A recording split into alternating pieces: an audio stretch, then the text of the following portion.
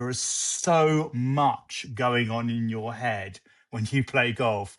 You probably wouldn't play it if you knew. So your brain works harder at imagining you holding a putt than you do when you actually hole it. Golfers have to kind of recognize that there's this trade-off between what you get from when you play and what you get in the long term when you play. It's good for your heart. It's good for your brain. Get out and play more golf and enjoy the nature around you.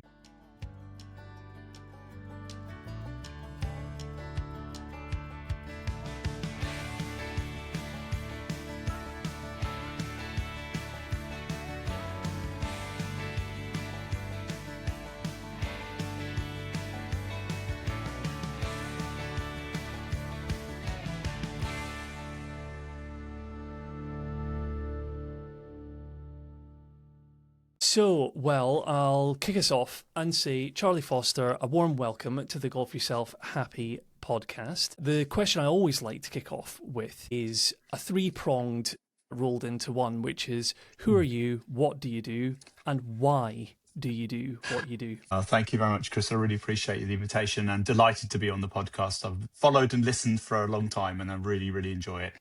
So look, who am I? I'm Charlie Foster. I'm a professor of physical activity and public health at the University of Bristol. I'm sort of semi-retired. I have other honorary sort of positions in Ireland and Australia as well. And I'm basically an exercise and sport and physical activity geek. I'm an academic who sort of studied the health benefits of these different forms of way we move and take exercise and enjoy ourselves. And during this journey, I've been the chief advisor to the government for over a decade on how to promote physical activity. And this took me from the Olympics through to COVID. So interesting times. And I'm now working much more closely related to golf, studying specifically golf and health. And I work for a charity called Golf and Society. I believe you've come across them before, I'm sure, as their scientist in residence, and also for the RNA in terms of golf and health. And my final plug, shameless plug, is I'm writing a book on golf and health, soon to be available in all good booksellers in Christmas 2027. And this is why our paths have crossed, because I found you and I thought you make a really good person to interview. So I think you were getting your reward in early. So I appreciate being invited. As you know, Charlie, I've kind of used health coaching in my case as a bridge to working with golfers, really to help more around the kind of the emotional and mental well-being side, as a bridge to happiness, and in turn, hopefully as a byproduct, then better performance. But that problem that I want to be solving, and I'd welcome your perspective on, is how people seem to use golf as yet another stick to beat themselves with, basically. There was a expression that you used, which was the tyranny of the handicap, were the words that you said. Could you expand on that for the listener? Yeah, sure. Can expand on your thinking? Yeah, no problem. So the reason it comes around, part of my role as a sort of academic in the physical activity world was to create guidelines for the UK public on how active you need to be. And I've done this since 2009, I think was the first time around the block. Recently released some in 2019, and they were refreshed, in fact, a couple of weeks ago as well.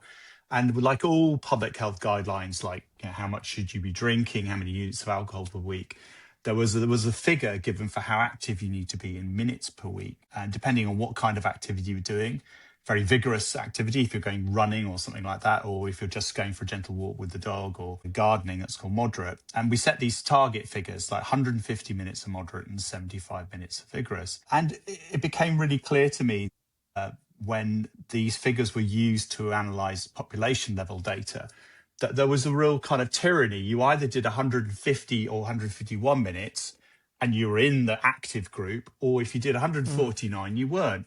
And that just didn't make any sense to me, because surely all those minutes up to 149 minutes mean something. And they do in health terms, absolutely. So in fact, we kind of didn't repurpose the message. We just re-emphasized that actually, 10 minutes a day accumulated up to 70 minutes a week of moderate will reduce your risk of heart disease by 25%. So not quite as much as 150, but it was certainly a figure. So actually, I thought there's a parallel there with the kind of tyranny of the handicap. You're only as good as the figure that it says on your scorecard, and somehow that kind of validates who you are as a human being / golfer. And if you've got a low number, then you're obviously a better golfer. And if you're a high number, you're obviously a worse golfer.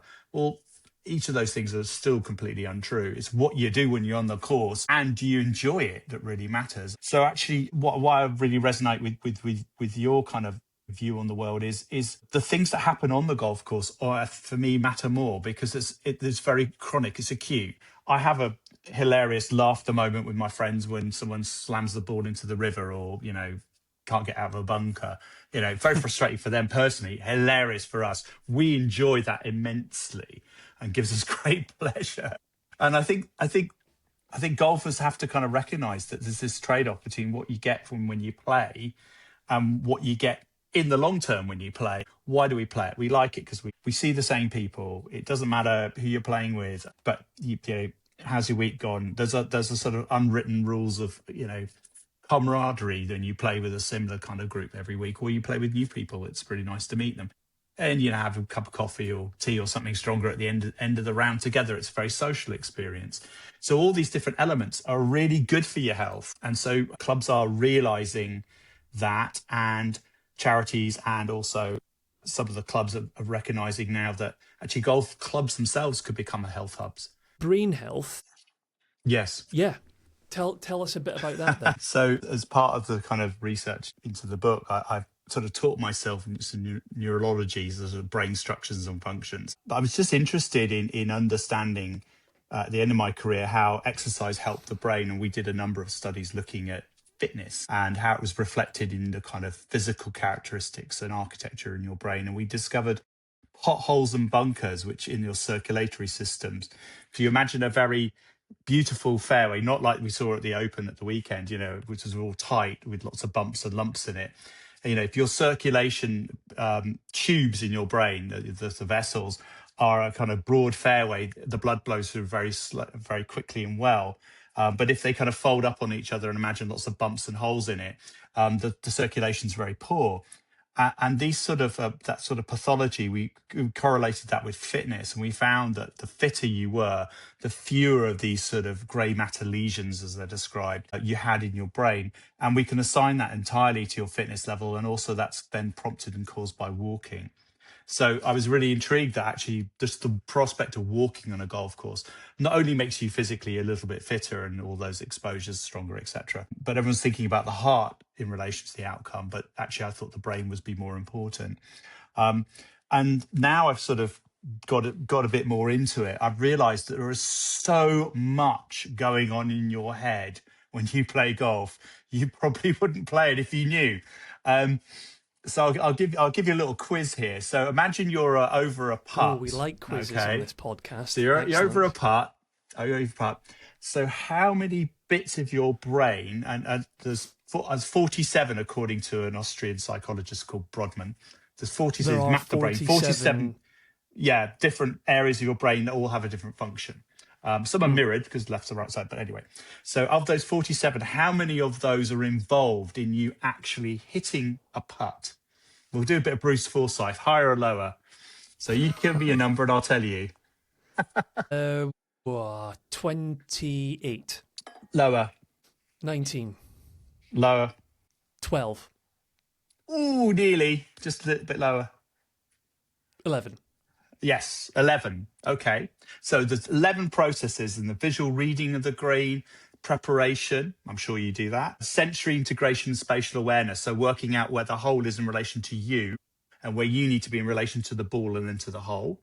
Then there's the actual execution of the stroke itself and the planning of doing that.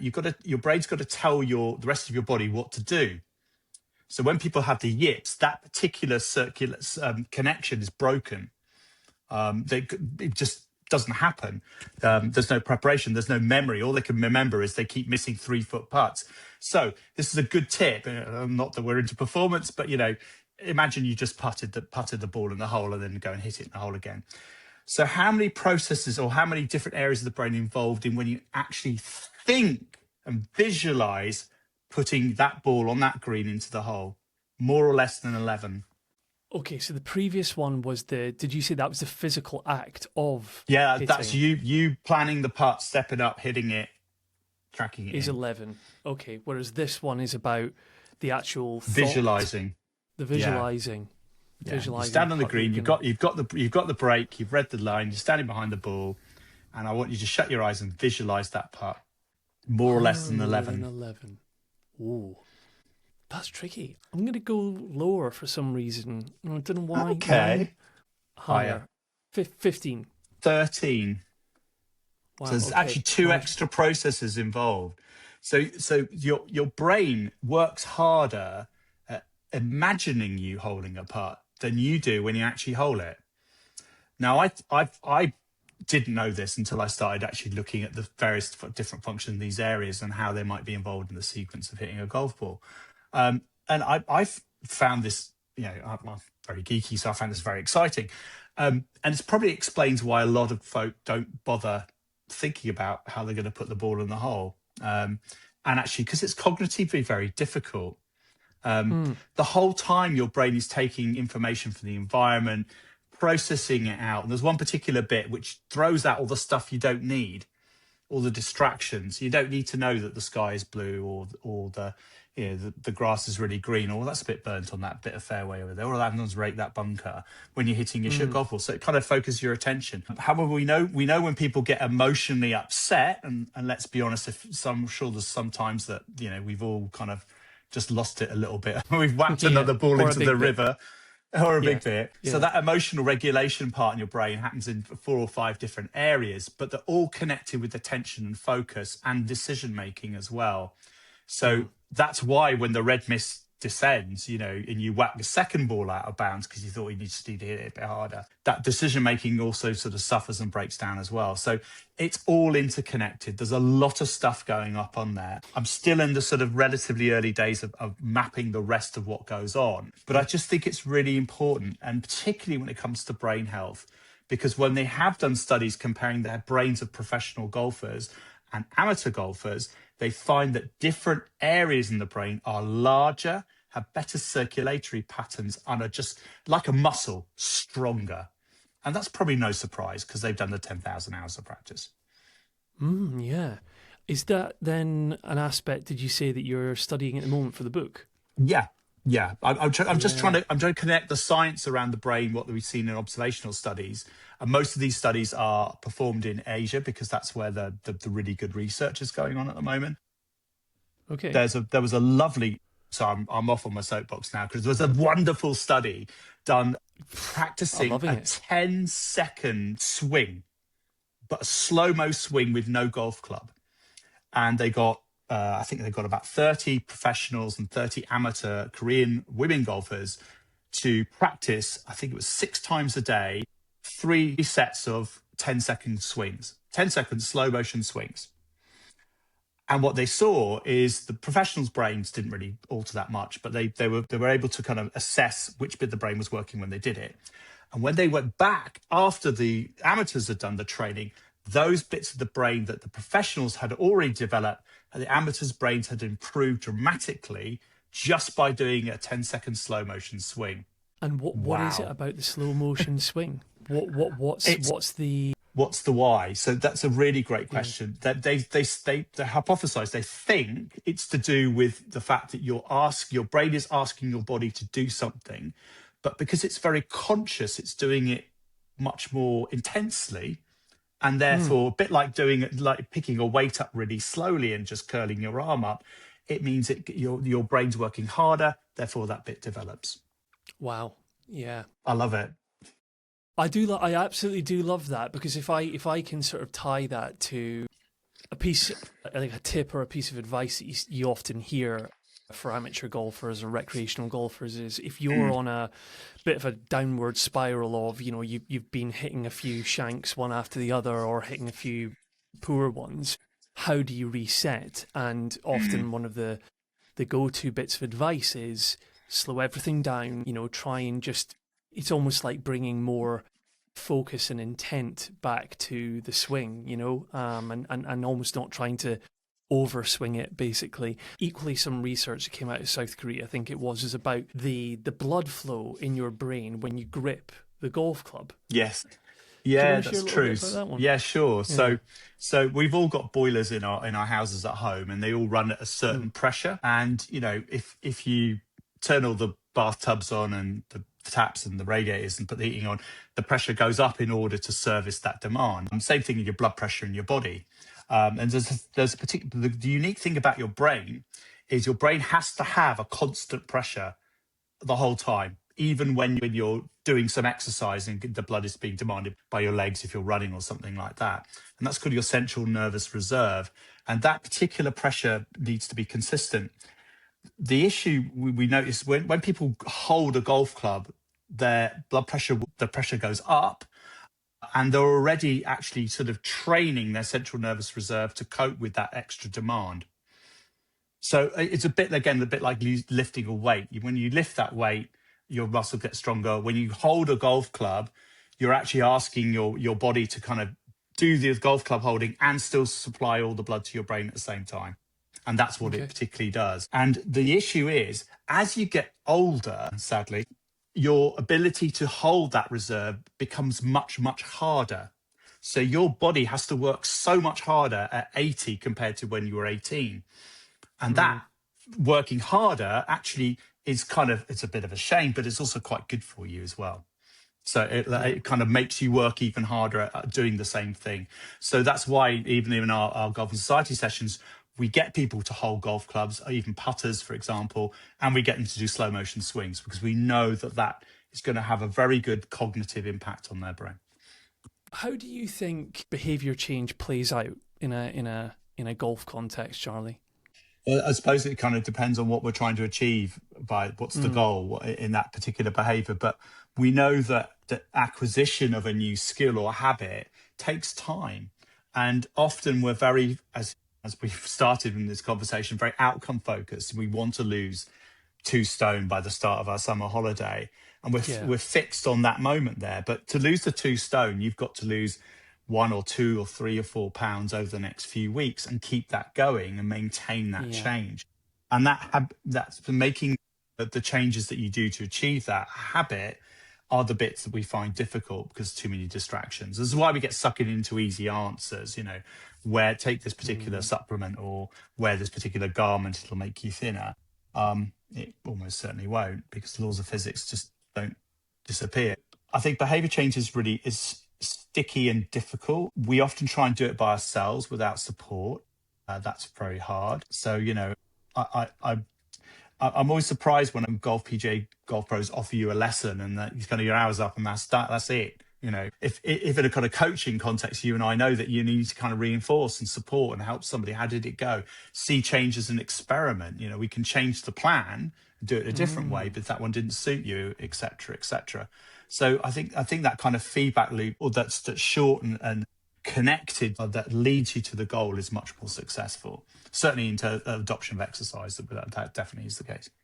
Yeah, I think there are this area of conversation spotlights something really interesting where you see overlap and parallels between golf and wider health, well-being, fitness, exercise, diet, nutrition, whatever, for example, is because I think I for one am paying really close attention at the moment to developments in weight loss drugs like sort of Ozempic and Mounjaro and things like that, and that's obvious. I can totally understand the appeal of something like that because of that quick fix effectively. And but then if you look almost I don't think there's any direct equivalent in the golf world. However, something I've talked about quite a few times on this podcast has been about how I find it a bit, I can't find the word, but maybe disingenuous at times, or even just frustrating to see how the golf industry sells in terms of whether it's golf club manufacturers or it's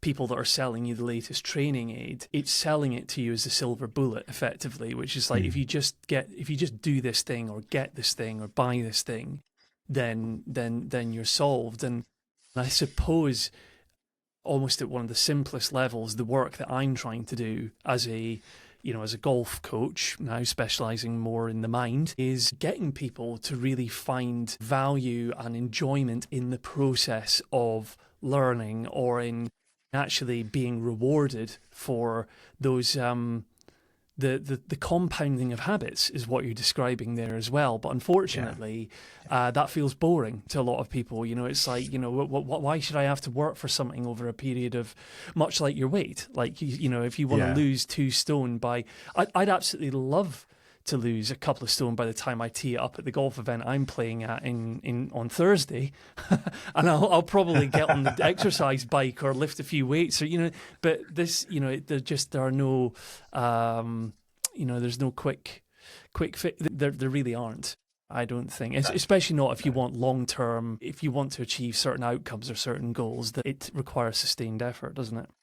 Yeah, human beings are really good at putting calories inside them and storing them. As we get older, we get even more efficient at it, which is really depressing. But, the habits that cause those things are the ones you need to break in order to lose the weight. And actually, I mean, you just think, I've been looking at the history of golf and medicine, and, a lot of the things that we're talking about, people were talking about in the 1700s, and you're thinking, hang on, how did they know? There's a very notable American called Dr. Benjamin Rush. In fact, he was one of the founding fathers and signed the Declaration of Independence in 1772. He wrote a book on sermons to the rich and studious, on temperance and exercise, and golf is referenced in his very zealot Christian right-wing kind of views, and he did have them. He talked about golf as being the sort of perfect exercise used by gentlemen in Scotland. That was played with the little leather balls stuffed with feathers and sticks tipped with the horn. And he says, Dr. Mackenzie, his friend, said that the man would live 10 years longer for doing this exercise once or twice a week. So one of the first epidemiological observations is in 1772 by someone who signed the Declaration of Independence.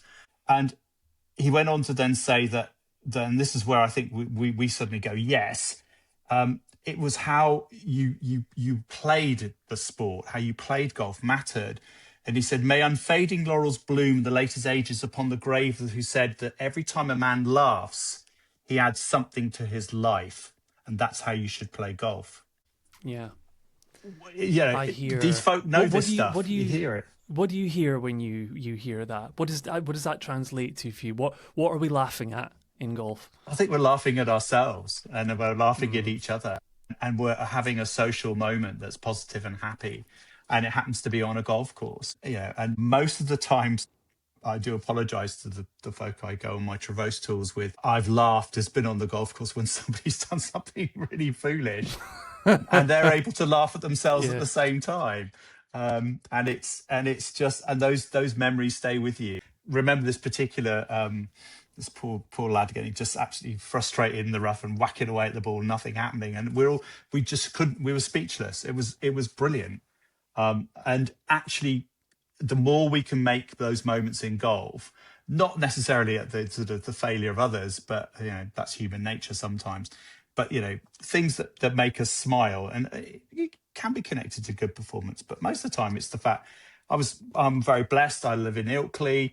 We have a course by the river, and I was out really early the other day. And second, I was standing on the tee, looked in the river, and there was an otter swimming past. And I thought, do you know what? I might as well go home because this is just brilliant. This is so good. Yeah. No point me playing. I'll just sit here and watch the otter. So I did. And he was having a lovely time. And the group came behind and said, you okay? And I said, yeah, there's an otter in the rub, just watching it. And they kind of went, oh, can we play through? And I said, of course you can, but watching the otter is lovely. And it was sort of something wrong with me. So I think how, and this is why I love what you're trying to do, how we play golf really matters. It's, are we giving it its best chance to make it fun? How can we entertain ourselves? How can we take pleasure in doing something? So we're blessed to be in beautiful country generally when we're on a golf course, Absolutely. And I think we have to make the most of it. How do you see the things coexisting though, Charlie? Because I'm very mindful that, what I never want to do when I come on my podcast or when I coach someone in golf is to I'm never asking someone to give up on their ambition, but I'm trying to see how we can strike that balance between having fun and enjoying it versus striving for, performance related outcomes. What's your view on that? I think that's a balance that we all have to decide where our tipping point is. How towards the performance end do we want to be, and how before to just having a good time and hanging out with our mates do we want to be. And my dad was very much towards the having a nice time element to it. He roared with laughter at his terrible golf, and he enjoyed every moment of it. But for some people, they want to improve. It's performance, a competition, and that's brilliant. And any sport allows that opportunity for people to thrive. And you probably find like-minded people who also want to, you know, carry that value with you when you play golf. That's okay. That's the way you do it. But it's the consequence of not achieving what you expect you should do is actually I think that's the dangerous moment where you're going to beat yourself up for not being brilliant. And we've seen in the major championship this weekend that actually, of all, I don't know how many people were playing, 150 plus, one person walks away with the trophy and everyone else thinks they failed. Well, I don't think they did. No, it's exactly. different. And I think, I think, as I said to you before we started recording, more and more these days in men's professional golf especially, I think there's a bit of a chasm opening up between, there was a time maybe back in, the days of Seve or Monty or whatever, where, in terms of finesse in a golf swing or whatever, we might have been able to keep up with them in terms of distance and things like that. But nowadays, the kind of distances that the men are hitting it are just kind of out of reach. But I always maintain that there are mental approaches or habits that we, the everyday person, can definitely replicate. And that includes having perspective, like you say. I heard Ryan Fox talking about how, he said to his caddy, "We're going for this on the last, and I'll deal with the consequences if it doesn't go my way." And I think what a great way to live your life is to kind of go, well, let's have a go at it. The world's not going to end if I bogey this hole or double bogey this hole or whatever kind of thing. I'll be able to look back at the end of my 72 holes in his case and say, there are positives to find. It is a mindset thing, and it's the way that we think about ourselves, the way that we talk about or to ourselves, and just our overall outlook on things. So I think to play golf is a privilege. We're on beautiful parts of the world and beautiful landscapes. That people looked after for us. We're generally with friends. We're generally doing something we enjoy and love. So enjoy and love it. And there was a book published in 1887 called The Art of Golf, reviewed in the British Medical Journal of that time, because of course lots of doctors were golfers. And the conclusion of this book, it is in truth difficult to sing its praises enough. In praise of golf, it was called. There's no better form of exercise, no sport in which the young and old will meet on equal terms. No game played under conditions so healthful. Following the flying globe, I think that's the ball, following the flying globe over the green links where sea breezes fan the cheek and the song of the lark mingles with the murmur of the waves may rouse the torpid frame and dispel the gloom which besets the mind. Okay, the Victorians liked a bit of florid writing, but they still nailed it. It's good for your heart. It's good for your brain. Get out and play more golf and enjoy the nature around you.